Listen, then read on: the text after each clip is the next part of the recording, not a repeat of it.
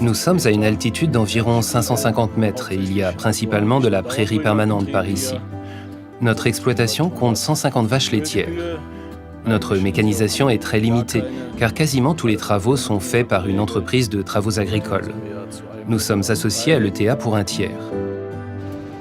L'ETA achète des matériels et conduit les travaux pour nous, mais naturellement aussi pour d'autres, afin que tout cela soit rentable. Les compléments et les achats extérieurs sont très chers dans le bio, mais grâce à notre grande performance, nous produisons une ration de base de grande qualité qui nous permet d'atteindre une moyenne de 10 000 litres en bio. Quand on se comporte correctement et que l'on apporte de bons soins à un animal, il est prêt à apporter des performances. Nous sommes pleinement satisfaits. Surtout pour les vaches, il s'agit d'une affaire délicate. C'est un animal très sensible. Quand il y a un paramètre qui cloche, la production de lait peut chuter. C'est pourquoi le producteur de lait a l'obligation de tout faire au mieux. Ce qui me plaît le plus, c'est la gestion du troupeau. Prendre soin des animaux, s'en préoccuper intensément. Sinon, on n'y arrive pas. Parfois, cela peut être bien agaçant. Mais une fois que la journée est passée, c'est oublié. Mais lorsque l'on reçoit une récompense à la fin de l'année, parce qu'on a atteint certains chiffres, c'est très réjouissant.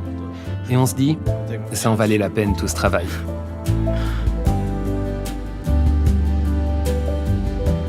La qualité de coupe est primordiale pour ensuite pouvoir densifier un maximum et réduire l'air dans le silo.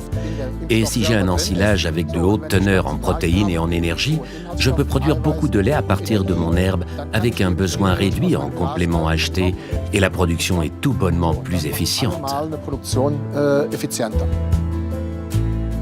Les matériels sont également très bien accueillis par les clients.